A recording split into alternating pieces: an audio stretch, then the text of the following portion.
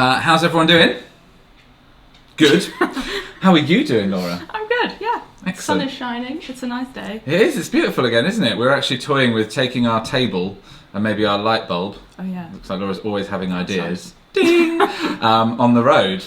Taking it out to the park one day and doing it live from the park. That'd be amusing. That's quite nice. But then you've got to deal with like the wind and noises and stuff. And dogs weeing on our table and things, whereas the dog hadn't is thought of that. out shot, chilling out. Yeah. Oh yeah, that was a real thing. So today we are going to be busting some myths, health and fitness specific. We won't go outside of that because, to be quite honest, it's hard to whittle it down. It really is. I actually Googled fitness myths. Came up with a lot of stuff. Down the rabbit hole. There's a lot of eye rolling going on. There's so many rabbit holes we could go down, but I thought we'd start with 3 today. Yeah. We may go on a little bit. We'll try and keep it short. Cap ourselves at 3 today, yeah, and then we maybe make it a repeating topic. We said maybe every quarter because there are so many to do, and some of them we couldn't bring ourselves to cover as well, right?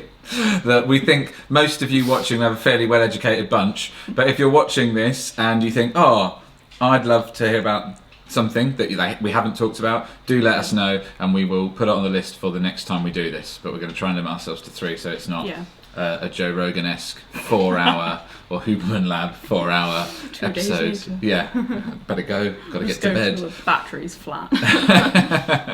Brilliant. Cool. So, all right. Myth busting. Number 1. I think some of these myths can be actually quite tricky to kind of unpick because some of them do come from a place of some truth, and I think you could say that with all 3 of these in some way. So first one, looking at fitness trackers, which I think a lot of people wear now, whether that's a Fitbit or a Whoop, or some people wear less common, but the heart rate around the the MyZones and MyZone. Garmin's, or and the Apple Watch isn't it the big one now, isn't it? It's really popular. Yeah, everyone has the iPhone one. Mm-hmm. And yeah, so a lot of people use them, and I definitely don't want to bash them down and say they're a load of rubbish, because I think for a lot of people, if you're trying to make changes with your health and fitness, it's a really good way to kind of give you nudges throughout the day, get you moving, get you up and being more active than you would do anyway, and for tracking your training and stuff. But you definitely have to take it with a pinch of salt, don't you? Because a lot of the numbers on there are usually overestimated. Yeah. Particularly when it comes to things like your energy expenditure can be massively overestimated. And I know I've got friends and family that have said to me like, oh, I just did a 30-minute workout and it's told me I've burnt 500 calories. Is that right? And I'm like, probably not. Yeah. It is.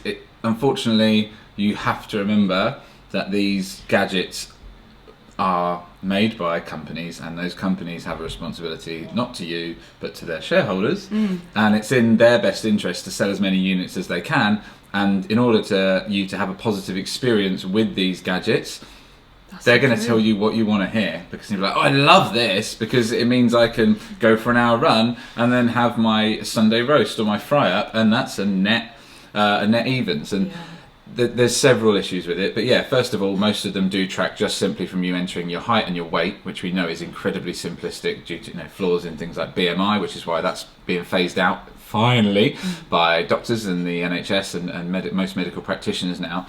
And then they add on to that your heart rate, and using your heart rate to measure calories burnt there's not really a correlation there between the two. So we know, for example, Laura and I both wear Whoop bands and have done for years.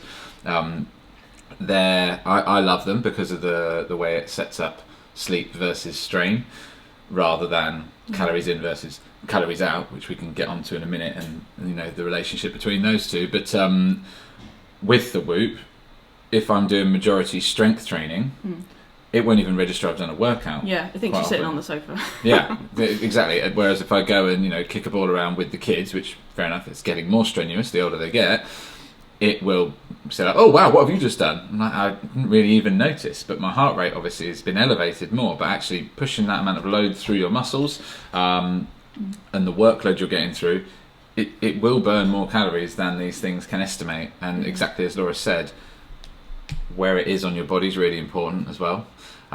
So we use the MyZone trackers in the studio with the clients who want to. And the difference, so when I've worn my MyZone and my Whoop, even though the Whoop is far more accurate in terms versus a Fitbit, because it takes, I think, 60 times a minute, rather, or 100 times a minute rather than 10 times a minute, which is what a Fitbit does. I did not know that. To increase the battery life, because they need the battery for the screen. The Whoop doesn't have a screen, so it simply just tracks data. And that's all the time. That's why it's a bit more accurate traditionally, or it's seen as more accurate. Yeah. It's getting more data. Where it is on your body is not a great way to measure it. If you try taking your pulse from the top of your wrist, you can't. Yeah. But the MyZone data and the data off this completely different. So it is really important that you take it with a pinch of salt. And I think the other thing to remember is these are tools. Therefore, we need to make sure that we are using the tools and they're not using us. Yeah, don't let it dictate your life. Especially, like, I think we've talked about this before, haven't we, where sometimes you'll wake up and you feel like you've had a great night's sleep and you think, oh, I feel really well rested, I didn't wake up, solid sleep, and then you look and you've got red recovery on Whoop or however it says the equivalent on Fitbit or whatever, and you suddenly think, oh, actually, I feel awful. And then you go throughout your day, your mood being dictated by a number on your watch, when actually, if you feel fine, you probably slept pretty well. Yeah, that's the frustrating thing, is to remember the way our brains are wired. I think we talked about this on the last one we did, but I've talked about it recently with the coronation, which happened, I don't know, whenever you're watching this, the coronation happened a couple of weeks ago. How many people on that day just felt happier because it was coronation day and you were told to feel happier? We're so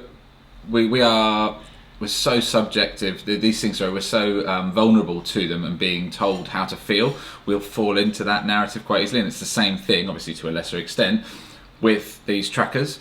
They can influence your mood, they can influence even your activity levels. And this is something, again, that we have studied this, not me personally, but it's been studied, and the data is pretty unequivocal on it, that the more tired you perceive yourself to be, your brain and your body will limit your caloric output during the day. So how many calories you're burning of the day will come down. Same thing when we talk about with clients going into a more severe calorie deficit, you'll fidget less, for example, and that sounds like, well, it's going to make a difference. It really does. So if you're setting a huge deficit, 1,000 calories a day, you're exhausted and starving all the time, your body moves less, you actually end up, because your NEAT comes down, only having a 300 calorie deficit. So you were better off going with a 500 calorie deficit, where you can train more intensively, feel good, and you'll end up with the same net result.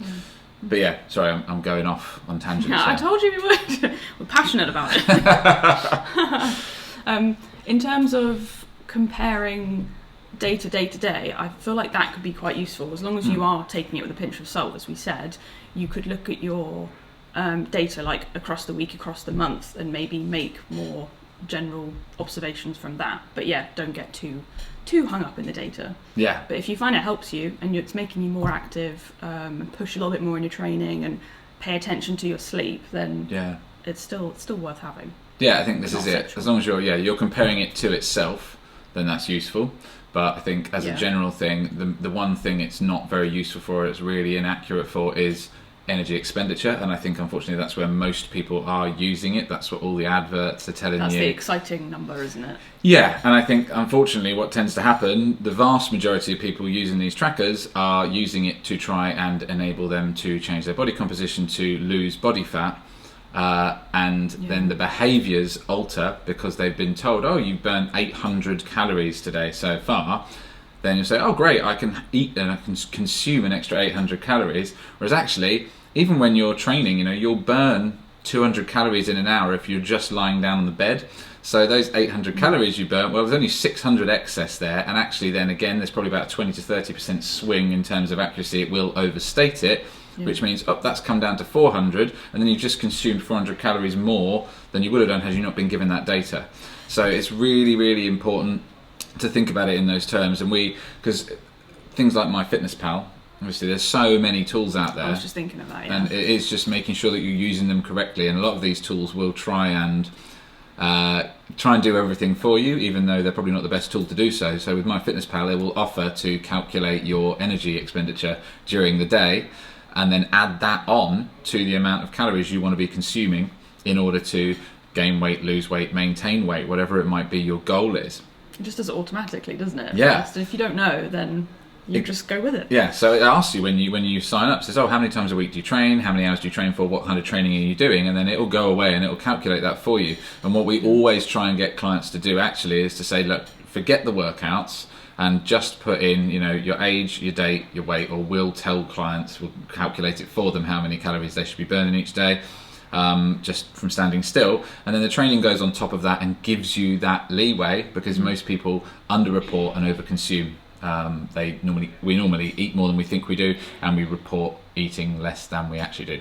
Yeah. So it's a big swing, and I think the best way I can think of, I guess, to justify doing it that way is the only risk, if that's the way you do it, is that you'll lose weight quicker if that's your goal, or you'll gain weight quicker if that's your goal, and you just have to see what's going on and track it, and data is really important, but you need to make sure the data is controlled and it's consistent.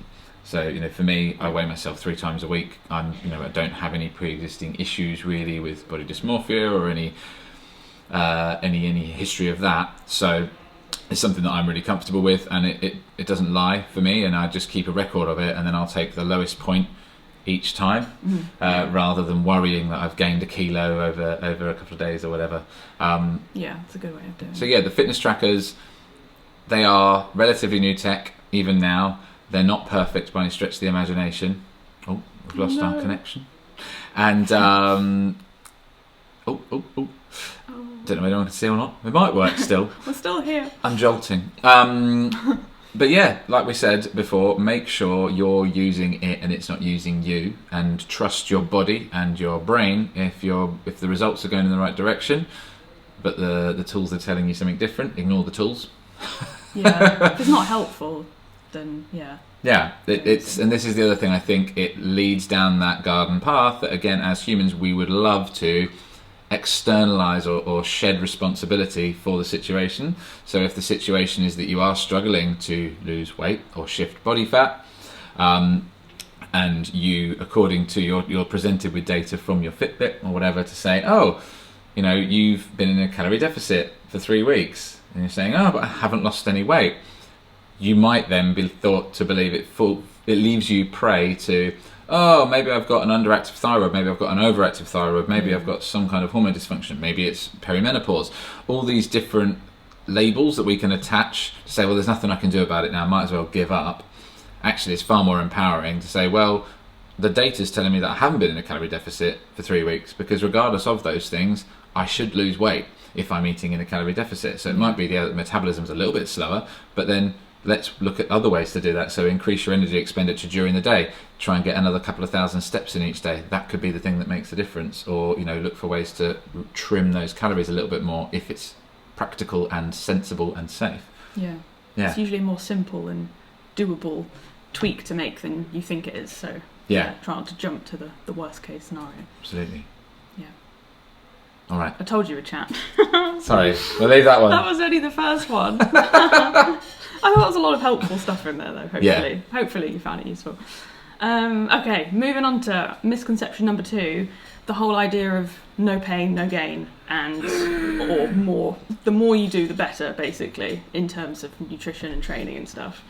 Which I feel like there is a kind of sprinkle of truth in there, in the fact that you want to train hard, you want to challenge yourself, you want to be implementing progressive overload. So training will get hard, and at times your nutrition will be challenging. Yeah. But you don't have to smash yourself into the ground in order to get results. And sometimes there's a point where you go past the point of no returns.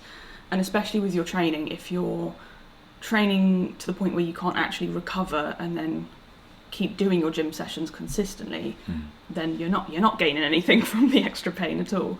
And actually you can keep things pretty simple with your routine and kind of find that sweet spot where you're getting the gains that you want, but you're also able to recover. Yeah. And still do everything else that you want to do. This is it. A is that methodology of training. Is it a viable option for you to be consistent with? For most people, the answer is no. I think there's a big cultural thing at the moment which seems to be taking over in the narrative in the health and fitness space, and it's nice that it's shifted away from training for aesthetics, but I think the replacement for that is now training for performance, and we train like athletes. So we watch people at the pinnacle of their given discipline, whether it be something like CrossFit, whether it be professional athletes in football or whatever the chosen sport is. But you're looking at the people get pushed to the top of the top 0.01%, and we then compare ourselves and say, I'm going to train like them. And it's been around for a while, I suppose. There's everyone, I need my Lucozade when I train. It's like doing half an hour on the elliptical. You don't need Lucozade, just some sugar and water. But that's what the pros use. I think that's creeping in more and more. The issue being, these guys are paid to train. That is all they do. It is their job. They don't have the added pressure of an actual, I'm not saying it's not an actual job, but of a day-to-day 9-to-5 job where they have to do that and all the stress that entails. They're able to sleep for 8 to 10 hours a night to counter that stress. Hard as well. And when your body is stressed all the time, that puts you in a catabolic state, which ironically is going to burn muscle or prevent you from gaining from your training. So you want to be in an anabolic state as often as possible. And there's loads of little ways you can do that, but the number one would be making sure you're not too stressed. And if you're overtraining, you'll constantly be catabolic and you won't see those returns. So there's that, you've heard the term of the law of diminishing returns. It is. Yeah. It's absolutely true for training. And then the Pareto principle of the 80-20 is that, 20% of what you're doing with your training will get you 80% of the results. So it's a question of how extreme do you want to be, and is it worth it for what you're giving up? Yeah. And it's more important, I think, when you're a beginner as well. If you're new to getting into the gym and fitness and lifting weights, and you're really keen to kind of go from 0 to 100, or go from not regularly coming into the gym to going 5 or 6 times, you really don't need to be doing a huge amount to see a lot of results and start making really good progress. But if you're too keen and jump ahead, it can hold you back. So start kind of by implementing 2 to 3 sessions per week and build it up from there. Yeah, absolutely. It's how many of you guys watching this probably started something in January that you haven't managed to stick to because you were super motivated at the time and wanted to smash it out of the park and train every day and eat clean every day and all these things, and it's just not sustainable. Whereas actually, if you'd have eased off the throttle a little bit, not redlined it, that's what happens. You think about yourself like a car. If you're constantly redlining the car, it will break down, and your body is exactly the same. And then when you fall off the wagon, you lose all that momentum, and it's really hard to get it back. Whereas actually, if you can have an enjoyable balance where you look forward to training sessions rather than, oh God, I have to train today, that you're chomping at the bit to get in there. And it's not ever going to be always the case, is it? But if you're training every other day, that can be the case, and it should be. I think the other side of the coin, as you alluded to, Laura, is you should be uncomfortable when you train. It's a little bit of truth to it. Yeah, like people always ask us, it's when does it get easier? It shouldn't. Like when it gets easier, you should seek out to make it harder, right? There's an amazing speech by a basketball coach of Duke's college in America, and handle hard better is her whole mantra. Like our job as coaches is to help you to handle hard better, because it doesn't get easier. More stuff comes at you. Life shouldn't be easy, and it never will be. So if you're chasing things going on, then it'll get easier, then the struggle stops. Life always going to throw you struggles, and I think that's what I love the most about training, is the more resilient I am when I'm training, you carry that over. You have more confidence in yourself in every other aspect of your life. So while we say no pain, no gain, and there is that's not true, you do need to push yourself past where you're comfortable in order to create a stimulus. That's a stimulus, to get the response and to see those improvements. And it is that amazing feeling of accomplishment that you get when you push yourself and you challenge yourself, and you get that metallic feeling in your mouth or whatever, and you've really pushed yourself. You come out at the end of that workout and you feel amazing every time. But that's what we're saying. It's not like you should chase that every single time, and that is one of my bugbears with things like CrossFit, is you're training flat out. If you go to the CrossFit rhythm that they say to us, you'd be training 5-6 times a week like that, flat out for 20 minutes a day. I don't believe that most people should be doing that, because they're all highly stressed already. Now, if you make your own version of it and tweak it a little bit to make it appropriate for you, that's great. But think about rugby players, football players. They don't play a game every day. They don't play full out every day. Rugby, they train for 2 weeks between games because it's so physically demanding. Now, I'm not suggesting you go quite that hard in your training sessions. I'd like to see anyone that could, because it's brutal. But if you think about it, if you want to train like an athlete, they train to then perform once a week, once a fortnight. You should do the same. So maybe, once a week, once a month, really challenge yourself and say, right, I'm going to leave it all out there today. But then at the same time, training sessions should be that, where you're in that stretch zone rather than throwing yourself way past what you should be doing and you're ruined for days afterwards. Yeah. No, agree.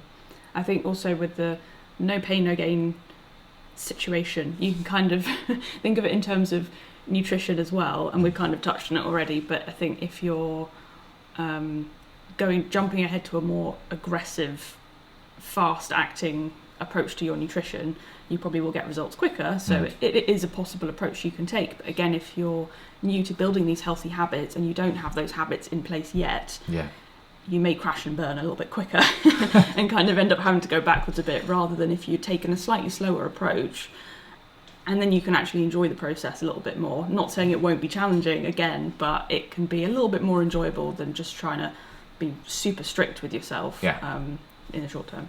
And you're also then building up that association. The only way I can get results is by being miserable and flogging myself, which isn't the case. It just might take a little bit longer, but it's better that you actually get to the destination than you get there really quickly. I get it if there's something in particular that you're training towards. Then there's fair a time enough. and a place, isn't And there? it can be really good to start out quite aggressively. As long as you've got someone there to tell you when you're going too hard or when you're going to start doing damage. And having a plan afterwards as well, not just let's just keep doing this infinitely. What happens next? What's the next point? That's something that obviously we work with clients on is periodizing things, but also recognizing when, in order for us to get buy-in from clients and to understand the concepts that we're trying to teach them, we want to get results quite quickly from the off, because then the client starts to trust us as their coach, but also they start to enjoy the process more because they can see that it's working, because so many people drop out because they don't see results from their training when they're going to the gym every single day but doing all the wrong things. It's struggling. How are you going to motivate yourself to get out of bed every morning at 6 o'clock and go down the gym if you're not seeing or feeling any different? It's really, really difficult. So for us, it's a case of saying, right, the frequency's too high, but also everything you're doing, we can improve that to get you more bang for your buck. And like we were talking about, we will extract that 20% of the volume that was working and still get the results. But this time it feels like, you can actually sustain it. Yeah. Nice. Anything else on that one? Or should we move on? I don't know. Nothing I can. I mean, I could absolutely, but I'm aware that the format is not that conducive. So Okay, we'll move on to the last one then. Look at me regulating myself. Are you impressed? Well, I keep looking back through the notes, thinking, but no, we've said enough. We can come back to it another time. That's true. Moving on to the last one. In terms of, I guess, more aimed at people that have a goal of fat loss, or thinking of it in terms of weight loss. And if you're measuring your results by the number on the scale, and thinking that, okay, the weight has gone up on the scale, that means I've increased fat, basically. And there's just so much more to it than that when it comes to scale weight. Think of your scale weight as absolutely everything in your body, so your organs, your blood, your bones, your lean muscle mass, as well as your fat, not just fat. So there's a whole lot more going on in your body than just your fat mass increasing or decreasing. So you do need to take that into account. And that's why usually I think it's okay to, like you're saying, to weigh yourself. That's absolutely fine, but try and do it consistently. And just see it as data points. Try not to get too involved with it. And I would definitely recommend doing something like using a tape measure as well, having another form of data to track alongside it, so you get a more accurate representation of what's actually happening long term. Exactly. The more data points you've got, the more accurate picture you can build, provided you don't attach self-worth to that data, which is hard. It's really tough, right? Because that's, again, it's been drilled into all of us, and it still is, unfortunately. When you go and register at the doctors, they will pop you on the scale. Yeah, pop you on the scale, and then the first thing they'll say is, "Oh, you should try and lose weight. You should try and whatever it is," based on really basic data. So yeah, for me, I still think the best combination you can have is photos and combined with the scales. Yeah. It can give you a far more accurate representation, but with that, again, making sure you combine it, the same lighting, the same underwear, the same time of day, the same time of the week, because again, through the week, this will fluctuate for women, the same time of the month as well, really important. And I wouldn't do the photos obsessively all the time. I think once a month is fine for photos. You don't want to do them too often. No, really. So the same time, every single month, every 4 weeks, take some photos so you can genuinely see where the progress is. As long as you detach your self-worth from it. And if that is something that you feel you slide into, don't do it. Don't do it. You do not need to do it. And this is something that quite often people will come into us and say, what is the goal? Oh, the goal is to lose weight. And the question I will posit at that point is to say, look, if we fast forward 3 months and you are stronger, you are fitter, you have more energy, you're sleeping well, your mood swings have gone, you're a better parent, you're a better partner, you're a better employee or employer, and you generally feel amazing, you've dropped, a dress size, you're feeling super confident in your body, but the weight on the scales is exactly the same, would you be happy? Yeah. And the answer's got to be yes, surely. Yeah. But I've had it where it isn't. And that's how deeply ingrained in our psyche this culture of the amount of pressure we exert on the earth it determines our wealth, our value. Yeah. It's mental, isn't it? Yeah. When you think about it, we are not a cow at a fete or a marrow at the village fete. You are a human being, and it is, as Laura said, there are so many different factors that go into how much you weigh. So you really shouldn't place too much importance on it. It's just data. Yeah, and it can really ruin, I think, your fitness journey for you if you are in that kind of headspace and you're doing it every day and you're literally letting it dictate your day and your emotions and your mood from first thing in the morning all the way through to the end of the day. If that's you and you feel like you're in that space, I would step away from it. There are so many other different ways that you can measure your progress that doesn't have to be just that number. Absolutely, yeah. And it is such a personal thing. That's the challenging thing. Talking about it in this forum, obviously, we can't give sound advice to anyone watching this because we don't have all the details, but what we can do is try and give you overarching advice and the caveats attached. So you need to be self-aware and you need to see if it's working for you, and if it isn't, change it and do something different. There's a lot of issues around self-sabotage with this as well. So there is an element in our brains, again, that when we say you think you've done really well, you've trained consistently, you've been on point with your food, and you see the scales bump up after 2 days, that you'll throw your toys out the pram and go, screw it, what's the point? I'm giving up now. So it can be a real negative thing if you let it. Yeah. But that's what's the analogy? It's a bit like if you, and this happens at the weekends, right? So if you overconsume something on a Saturday, then going on a binge across the weekend, it's that analogy of if you scraped your car on a shopping trolley or something, yeah, and came back to find, then you get a sledgehammer out the boot and start smashing up every panel on your car. It makes no sense, and that sounds absolutely bonkers, but that's kind of the mentality we're talking about with this stuff. So as long as you can detach from the data, I think it's brilliant to have, and it is something we would recommend. However, if you have a history of any disorders around eating, any emotional issues or mental health issues around it, steer clear and just do what makes you feel good. And that's the thing, if you eat well and you fuel your body correctly, your body will outwardly reflect how it feels internally. So when you're ill and inflamed and tired and not eating the right things to enable your body to function correctly, that will be reflected outwardly. Our bodies don't want to carry too much excess fat, for example. If they're functioning correctly, they will want to shed that. So as long as you keep ticking the boxes and doing the right things, the results should follow. It just can be frustrating sometimes that you don't see those results immediately. But it's more important that you keep it in a healthy frame for you. And I guess when we're coaching clients, we take it on an individual basis, don't we? And have that discussion beforehand, before you decide, right, how are we going to measure progress. If you are going to measure it in a certain way, it totally depends on you. And ignoring what the rest of society or Instagram tells you should be doing to measure your progress. Or your mate who's done Cambridge diet or whatever. Or you should come to Slimming World with me. But all those sorts of things. There's so many different tools. They're tools. Again, which is good in a way. Yeah, exactly. It's great to have options. But if you pick one, don't then go and dabble around and jump from one to the other. Give things a chance to work for you. Yeah, that's true. But yeah, it's true. And everyone's individual. That's what I mean. So that's the point in having a coach, and that's the point in having someone that knows what they're doing and talking about, is to be able to identify in you what's going to be the best way forward for you. And we don't always get it right either, and sometimes one thing will work for a little while and then we have to switch after a few months. Yeah, depending on what mindset you're in, what stage of life you're in, and everything. Yeah, it can change and fluctuate. 100%. Yeah, cool. I think that's everything. Yeah. Look at that. Oh. We busted myths. No idea how long we've been jabbering for. 3 days. 2 hours. I'm just really hungry. Yeah. All good. Brilliant. Well, thank you very much for tuning in, those of you that did. And thanks for watching. I'm sure we'll come back with some more myths.